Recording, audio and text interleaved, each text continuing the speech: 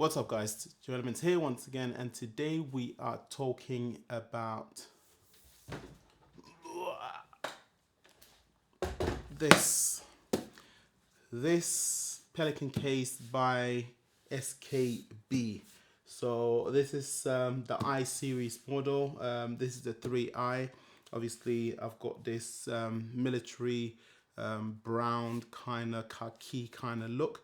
I picked this color just so that when you meet on production, and there are several other Pelican cases that are normally black, it's easy for me to identify my one. And then also this color is not in your face like some other ones that are red and yellow and so on. So this was definitely a color that I liked. Again, this is the 3i series. This is similar size in with the Pelican, the original Pelican case 1510. It's very flight friendly, same dimensions in and out, just a different system altogether. Now, just quickly going over what it is, I'm pretty sure you've seen reviews already. This is the design, the style, the back, the handle at the back here is actually designed in black. It's a two-hand release, so you need one hand here and then the other hand to pull out the handle. But yes, so that's that. And then also the difference in design is that these handles actually are magnetic, so it will not swing around when not in use. As soon as she goes low enough, it snaps in place just like this. There you go. And that is the same for the one at the front. As you can see, it's stuck on already. Once it goes in, it clicks on and it will not go anywhere. Now, my best part of this design of case is the opening latches. So there is two latches, one that doesn't do anything. There is one underneath it that you actually need to squeeze together before you can open. So this means that in case it falls down, there is 0% of it actually opening up, because you need to actually squeeze the second latch and then release the actual latch to be able to open this thing. And then another thing as well, the air vent release is automatic, so it opens up when needed without you having to fiddle. Up to date, I still don't know when you're in the air, are you supposed to close it or keep it open? But here's where this design actually does it for me without having to worry about. My case is very clean, very simple and plain. I like keeping my stuff very clean as possible. Unfortunately, obviously, it's gone on the road already and it's scratching up just because of the colors was more easy to see that it's actually wearing.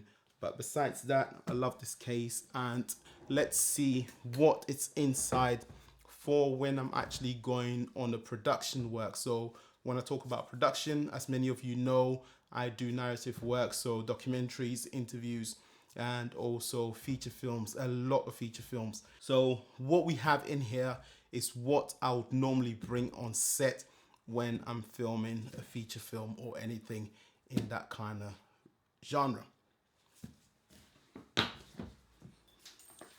So this is what I go on set with. Now, the design, as you can see, the inside is yellow, and obviously it's got pockets at the top where I keep miscellaneous items, and then the main gear or the kit is inside these dividers. I picked a yellow divider just so that it's easier to notice the kit, easier to find cables, especially bolts and nuts that actually goes at the bottom and you're trying to find them. It's easier to find them in a yellow divider or any other bright divider than black. I know film sets, we always use everything black, but I think so far so good. It's not getting as dirty as expected, but it's doing the job very, very well. So the divider comes with obviously the main tray, and then you've got the pads, so you divide it into the way you like it. And I have divided it into three main sections, obviously lens kit and video feed camera, and then batteries. So let's quickly go through what we have inside of this kit. So Let's start with the top here whilst I'm at it. Here we have the Sony a7 III, and this is normally used for behind the scenes or awkward shots and positions that actually need to go much lighter, because most of the time this camera, especially on a narrative shoot or film shoot, is mostly kitted up very heavy. So if I need something quickly on a gimbal that will not compromise the quality, I can just slap on this Sony a7 III. We know that it's a very good camera and it shoots 4K when needed. And then right there behind it, we've got a couple of batteries. The Canon 955s. So these two batteries paired together on the Komodo will give me approximately 3 hours of runtime. The reason why I keep this in my kit is because when again I need to go on a Ronin, this battery is a lot lighter to be easily balanced with the camera on the DJI Ronin. As much as I have small batteries as well for the Komodo, this is a lot easier, and so I always keep these two fully charged in the camera without using it unless I'm going on a stabilizer. Right next to it, I've got my tilter side handle for the Komodo. So my Komodo is kitted up with the tilter cage, and this is a side handle in case I need to actually handhold the camera. So this allows me to do so. Because of the touchscreen on the top, I do not put a handle on the top. So I don't use a top handle, but I rather use the side handle a lot to do handheld shots and also to move the camera from A to B. So this always lives in the camera case whenever I need it. Here are a couple of Sony batteries that I actually use for my sound and then also for my Holy Land 400S for transmitting and receiving video feed for director's monitor. So I usually have a couple of these that last me an entire day of shoot, and then this is for sound that can last me about 2 days, 3 days of shoot. Sound wise, I actually use the Zoom F6, and regarding sound as well, you notice that there isn't going to be anything in this case that has to do with sound. That's because I use a separate case just solely for the sound equipment as well. Now the next pocket is this D-Tab to Canon BP battery. This allows me to D-Tab the small HD viewfinder or the small HD monitor that I normally use on my Komodo. I do have batteries for it, but the batteries aren't that good because they're quite a bit worn. So when I need longer lifetime, I can actually run the D-Tab directly from the V-mount battery to the small HD 502 Bright. Another thing that I keep in here is a GDU top plate for monitor mounting. Also the original small rig top plate to be able to mount monitor, or obviously it's got a cold shoe, so anything microphone or anything that I need to mount on top of the camera, I can do that right there and then. They're very small and light, so I keep them in there as much as I don't use it all the time, but I keep it in the case just in case it's needed on set. And then another thing is a small rig magic arm. So this allows me to attach my wireless transmitter and receivers to the camera.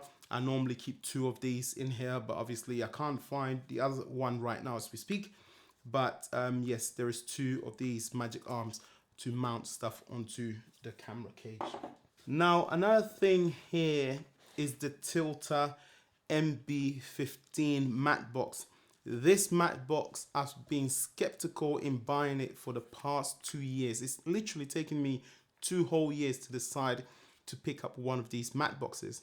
I hadn't seen it physically before, and I felt that in some of the reviews it looked bigger than most DSLR cameras and stuff. At the time, the camera that I was using when I looked at it, it were all Canon C200 1DX Mark III, and in some point of time I had the red as well, but I was skeptical because it looked big in the reviews. Again, from the shots and the videos that people take, it looked big, and that's the last thing I wanted, a big matte box in front of a camera. I've got an Arri matte box that is sitting upstairs in the loft somewhere that I never use, you know, so I'm trying to avoid using the matte boxes as much as I can.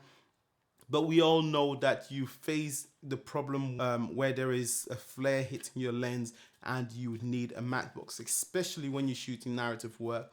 You want to make sure that your image are nicely contrasted and not pale with the flares from the sun. So when I picked up the Komodo, I decided, let me give it a shot. I picked it up from Amazon. I know that Amazon, if I didn't like it, I could easily return it. So I picked it up from Amazon, and trust me, I love this matte box. This is by far the first matte box that I have personally owned that I know is going to be in this case with me until it actually falls apart. And then I'll pick up another one unless there is a newer model. But I love this matte box. It's nice, small, and compact. I mean, if you compare it to your Sony a7 III, just look at the size of it. You know, it doesn't stick out any bigger than the Sony a7 III. So it tells you that this matte box is very, very small and compact. And another thing as well, if you know me, I'm a DIY person. I have made a custom shade that actually sits right in front of the matte box. It slides in as a filter and it stays there with that little latch here in here. So this allows me not to worry about using the French flag at the front, because again, it makes it bigger. And so having this with this small hole inside means that very little light, if any, will hit my lens and go onto my sensor. So this matte box lives in my production kit 24/7.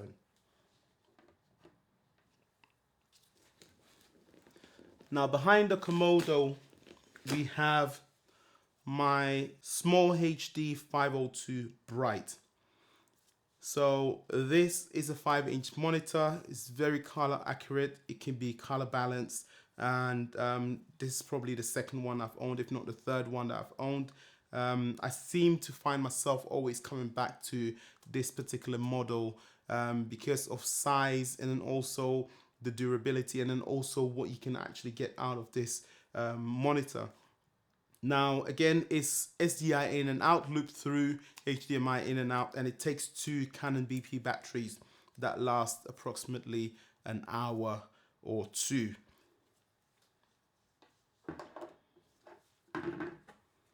Now, here we have the Holy Land 400S video transmitter and receiver, and these are always in this case as well to obviously transmit feed from the camera to director's monitor. Now we know that the Komodo specifically has a wireless feed, so it can actually wirelessly transmit a feed to a portable device like a laptop or an iPad or smartphone. I don't like using that. I know it's a feature that actually could work when you're in a pinch, but what it does is, because it's going on Wi-Fi, it drains a lot of battery and it kills your batteries very, very quickly. So I still use a proper external feed for monitoring. Then right next to it, we have 2 FX Lion batteries. So 198 watt hour and then 155. Obviously I've got 2 of the 98 watt hour, but one is currently attached to my audio recorder. So there is 2 of these and then 1 of this. The smaller 55 watt hour battery actually is for gimbal use as well. That's when I have a little bit more of a heavier lens at the front of the camera, just so that I can counterbalance the weight a little bit better. So that's why I've got a 55 watt hour battery, 1 in here, and 2 of these 98 watt hours. So in all, the 2 of them will last me about 6 hours of shoot, and then this will last me another 3 hours on its own.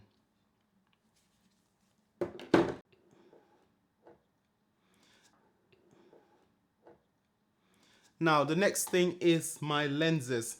So the least of the lens, yet probably the most important, is my wide angle lens.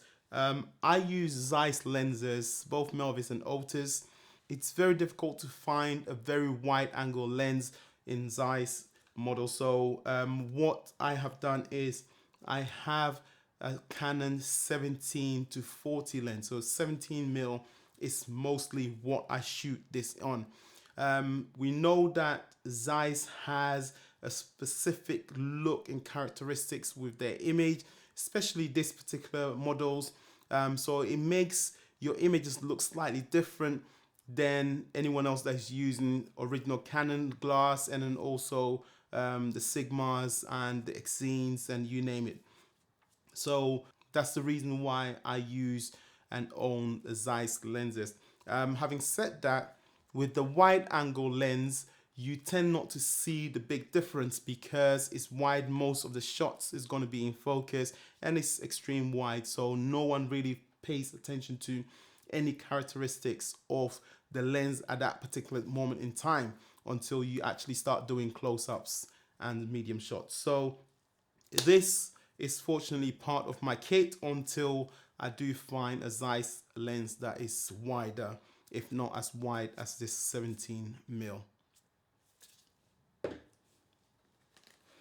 So the next one next to it is the Zeiss Melvis 50 mil with a gear. I have a few gears that I've actually not attached to the rest. I tend not to use a focus puller most of the time when I'm on set because I DP. If not, the DP will know how to pull focus. So we tend not to use a focus puller. When necessary, I do have a separate case for focus pulling, which is actually the Tilta Nucleus M system. So that can also be attached and used for these batteries. And then I've got the 85 mil and the Zeiss Otis 55 mil. So you're probably wondering why I have a 50 and a 55 mil. Now, this 50 mil Melvis lens is a macro, and this 55 mil is not. So when I need macro and tack sharp images, I use this 55 mil. And most of the close-ups and medium shots are shot on the 55 Otis. Onto the main kit in the case, and that is the red Komodo 6K. Now, right off the bat, what I have here at the front is the Canon EF to RF adapter. As we know, the Komodo is an RF mount camera, and because I use mostly EF lenses, I have the EF to RF adapter. Now, not just that, again, I have the one with the variable ND filters. So this allows me to actually filter my shots at the back of the lens instead of threading an ND filter at the front of the lens or actually sliding the glass in front of the matte box. So one thing I've actually noticed in the last couple of days is when you have the glass inside and you nail your focus, as soon as you pull out the glass, your focus shifts. It's not because the camera is moving, it's just as if the glass adds an extra millimeter or so to the lens. And so that's something I've noticed recently, and it's kind of making me think twice. Do I want to keep this variable ND filter adapter, or should I actually get rid of it and get the speed booster version? So if you are an owner of this adapter, you might want to check it out. I'm pretty sure it's not just my camera.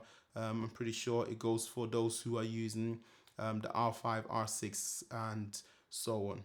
So another thing is this camera is kitted out, as I mentioned before, with the tilter cage and then also a tilter V-mount plate at the back. So this allows me to attach any of my V-mount batteries directly onto this camera and ready to run. I mean, as you can see here, it looks very small and petite, but very beast of a camera. So a battery like this will last me 3 hours straight without having to swap. I know people like the hot swappable, but we have been so used to changing V-mount batteries on set, and I don't think having the original Canon BP batteries to hotspot will make any difference for me, because it means just that you have to swap it a lot more. Now finally, at the bottom here is a bridge plate that a lot of people are asking about. This plate is actually originally from the Blackmagic cinema camera tilter cage. So I've had this plate probably about 6 years now. It's just been sitting in my loft, and when I sold my Blackmagic cinema camera, I kept it. And funny enough, this actually is the exact size of the Komodo, and that's the reason why I use this a lot. Obviously I can put in a 15mm rods when needed, and the base plate also is very long, so it allows you to actually balance the camera very well on a tripod. So if you are looking for this plate, and those who have been asking me about it, this plate belongs to the Blackmagic cinema camera. Now, off to the pockets. As we mentioned, right here on my side, you have this long pocket wire. I keep my rods whenever I need to put on a focus pulling system. And then also I keep the short version of the base plate for the tilter bridge plate. And then sometimes I just keep some miscellaneous items in here, cables and so on. Now right next to it, we have a tray. So this tray contains a clear filter tray for the adapter that I'm talking about. We know that the original one that comes from Canon with the glass, it's a little over £100, if not just under £100, and it serves no purpose, just that it's got a glass in it. And what happens is, when you're shooting indoors or low light, you don't want to use the ND filter that is in the adapter, and that's when this comes in. So this particular one I found on eBay for £25, which is around $30, and it does the job very well. Having said that, it makes me think, is that the reason why that Canon's one has the glass in it? Because it seems that if you put a glass inside that tray, your focus remains the same. But as soon as you pull it out and there is nothing in the tray, in the adapter tray, then your focus shifts. So possibly that could be it. If it is, then I either have to get the one with the glass, or just replace the whole adapter and go for old-fashioned, old-school ND filter at the front of the lens and pick up the speed booster instead. So this tray is always in there in case I'm shooting indoors or low light and I need to get more light into the sensor. And in that same pocket, I keep a lens cleaner. So this is a glass cleaner, but very, very good. And it cleans my glass, my lenses, to make sure my image are sharp. And also a pack of business cards in case you're on set and someone asks for a card, then I've got some here. Also, there are several rubber bands in there to tie cables and so on and so forth. Now right underneath there we have the battery tray, or the battery pocket. So in here is where I keep all the batteries for both the Sony a7 III and then the batteries for the small HD 502 Bright. Again, these batteries has been around for a while, and so they drain very, very quickly, and hence why I actually have a D-tap version to be able to tap from the V-mount battery whenever I'm using V-mount if needed.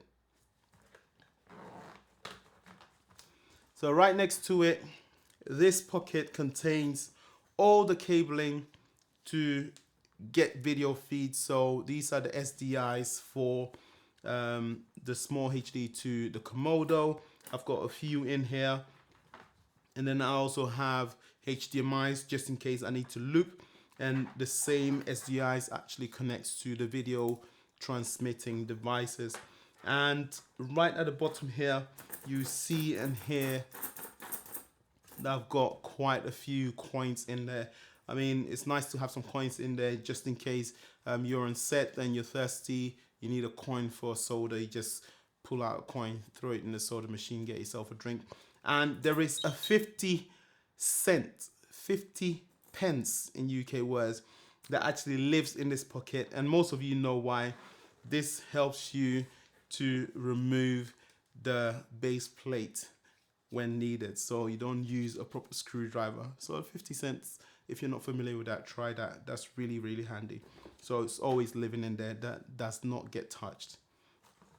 And then finally, the last pocket, we have tapes. So these tapes are used to mark the floor for focus marks, or cable managing, or you know, tying stuff up when needed on set. So I always keep a pair of this in this pocket in this case. And then, as you can hear, there is a lot of Allen keys, the original red Allen keys, and several other Allen keys in here that actually helps me to undo, tighten, fasten, and release bolts and nuts. And then also I keep Velcro cable ties as well. So as you see, this case is very small, but yet it's packed with all the gear that I actually need to be able to shoot a feature film. Again, as I said, I have a separate case for sound, and then I have a separate case for focus pulling system. So if you are interested in knowing about that as well, you can comment below and I'll do a separate video for that. So this is what is in my Pelican case for production narrative work for 2021.